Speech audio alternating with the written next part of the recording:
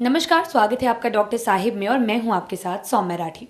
Doctor Sahib के आज के एपिसोड में हम ये जानने वाले हैं कि अगर नवजात बच्चे कमज़ोर पैदा होते हैं, उनका वज़न बढ़ने में दिक्कत होती है, तो इसके पीछे क्या कारण है और इसका समाधान किस तरीके से किया जाएगा। और ये सब कुछ समझाने के लिए इस वक्त मेरे साथ बैठे हैं डॉक्टर AK जायसवाल, जो कि बिहार के सबसे जाने माने बच्चों के डॉक्टर्स में से एक है। साथ ही साथ PMCH में ये पीडियाट्रिक्स डिपार्टमेंट के हेड भी हैं। सबसे पहले डॉक्टर साहब नमस्कार, बहुत बहुत स्वागत है आपका। Thank you. जैसा कि आपने बताया कि भाई जो नवजात शिशु हैं वो छोटे छोटे मतलब कम वजन के हो जा रहे हैं, उनका क्या कारण है और उनका क्या निदान है।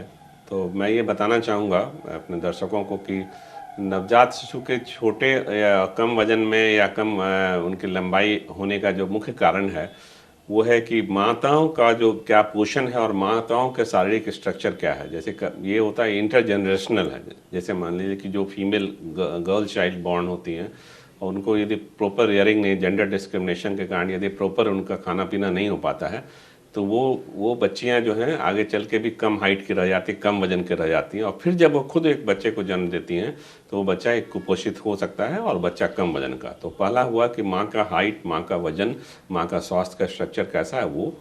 दूसरी बात है कि बच्चे का जो माँ के गर्भ में बच्चे को कितना पोषण मिल पा रहा है प्लेसेंटा के द्वारा, वो भी एक बहुत बड़ा कारण होता है। और तीसरा है कि माँ को कुछ प्रेगनेंसी के दौरान कुछ समस्याएं हो जाती हैं जिसमें बच्चों का प्रॉपर विकास नहीं हो पाता है और वो भी एक बहुत बड़ा कारण है। डॉक्टर साहब, माता पिता कैसे समझे कि उनका बच्चा जो है वो कुपोषित है या कमजोरी है उसमें बाकी बच्चों के मुकाबले? तो माता पिता को ये देखना है कि जो बच्चे का हर एक स्वस्थ बच्चे का एक खास जो जन्म होता है उसके एक खास लंबाई होती है और खास वजन होता है। जैसे हम अभी इंडियन स्टैंडर्ड से बात करें अपने देश के हिसाब से, ये वेरी करता है कंट्री टू कंट्री आल्सो, क्योंकि उनके रेशियल वेरिएशन है, उनके कंट्री का एक जो जेनेटिक मेकअप है, वहाँ का एनवायरनमेंट है। लेकिन हम अपने कंट्री की बात करें तो नॉर्मल जो एक वजन है एक पूरे समय में जो बच्चे का जन्म होता है उसका एक कारण उसका एक वजन जो है लगभग 2.83 kg होता है और लंबाई जो है लगभग 50 सेंटीमीटर होती है। तो जब माँ को लगे कि भाई बच्चे का वजन जो लगभग 3 kg से कम है, यदि सही में हम लोग उसको परिभाषित करें तो 2.5 किलो से कम का बच्चा यदि है तो उसको हम लोग लो बर्थ वेट बोलते हैं। और इस तरह से 50 सेंटीमीटर से कम यदि उसकी लंबाई है तो उसको कहा जाएगा कि वो बच्चे की लंबाई कम है। जी, तो डॉक्टर साहब ऐसे कोई लक्षण दिखते हैं या फिर कोई ऐसे साइंस होते हैं जिन्हें देखकर माता पिता को ये समझना चाहिए कि डॉक्टर से एक बार मुलाकात कर लेनी चाहिए?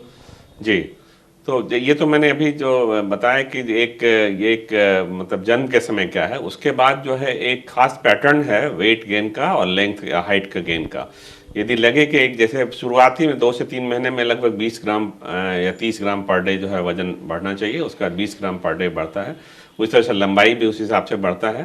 तो यदि लगे कि भाई जो प्रॉपर यदि उसकी लंबाई बाकी बच्चों की तुलना में और एक खास रफ्तार से लंबाई या ऊंचाई नहीं बढ़ रही है और वजन नहीं बढ़ रहा है तो माता पिता को चिंतित होने की ज़रूरत है। लेकिन यहाँ मैं ये भी दोहराना चाहूँगा कि ये ऐसा है कि माता पिता के हाइट पे भी ये निर्भर करता है कि बच्चे की क्या हाइट होगी।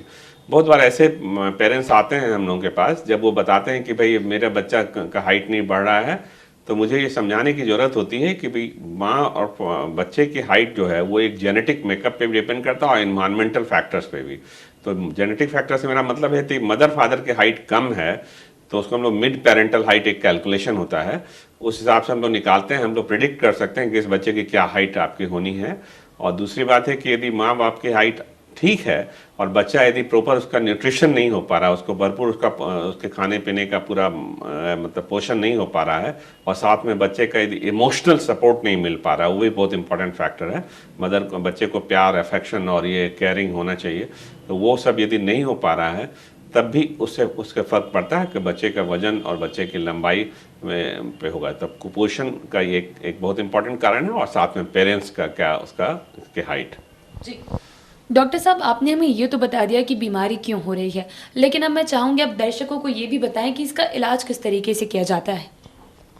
ये इलाज तो जैसा है कि पहला तो यह है कि आपको मैं तो वहाँ से शुरू करूँगा कि यदि बच्चा माँ के गर्भ में आया है तो उस समय से ही एक रेगुलर जो एंटीनेटल चेकअप बोलते हैं हम लोग कि गर्भवती माताएं जो हैं वो हॉस्पिटल्स में जाके या किसी भी स्वास्थ्य केंद्र में या प्राइवेट में भी कहीं भी अपना स्वास्थ्य परीक्षण कराएं, रेगुलर कराएं, तो उससे एक जो गायनेकोलॉजिस्ट हैं, वो लेडी डॉक्टर्स हैं, वो बताएंगी कि आपके बच्चे जो गर्भ में सही रफ्तार से बढ़ रहा है कि नहीं।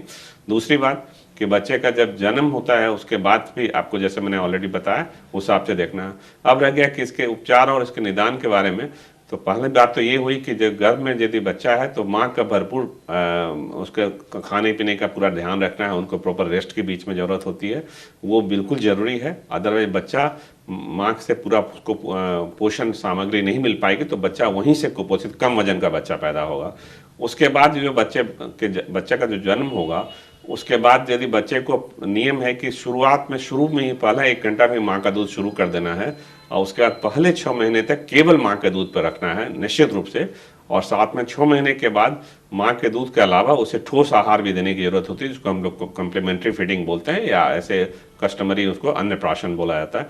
वहाँ से शुरुआत किया जाता है 6 महीने के बाद, और उसके बाद माँ के दूध के साथ उसको दिया जाता है। और यदि मान लीजिए कि इन सबों के बावजूद भी यदि टाइमली ब्रेस्ट फीडिंग स्टार्ट हो गया और यदि कम्प्लीमेंट्री फीडिंग ठोस आहार भी शुरू हो गया, उसके बाद भी बच्चे का वजन नहीं बढ़ा, तो उसका एक बहुत महत्वपूर्ण कारण है कि बच्चे को बार बार इन्फेक्शन हो जा रहा है। जैसे बच्चे को यदि बार बार लूज मोशन हो रहा है, वॉमिटिंग हो रही है, या बच्चे को बार बार निमोनिया हो रहा है, तो जब भी ऐसा कुछ होगा तो स्वाभाविक है कि बच्चे का वजन अच्छा खाना मिलने के बावजूद भी नहीं हो पाएगा। तो ये देखना है कि बच्चे का सब टीकाकरण अच्छा से टाइमली हो जाए, क्योंकि टीकाकरण होने के बाद जो है इन्फेक्शन का संक्रमण की संभावना बहुत कम हो जाती है।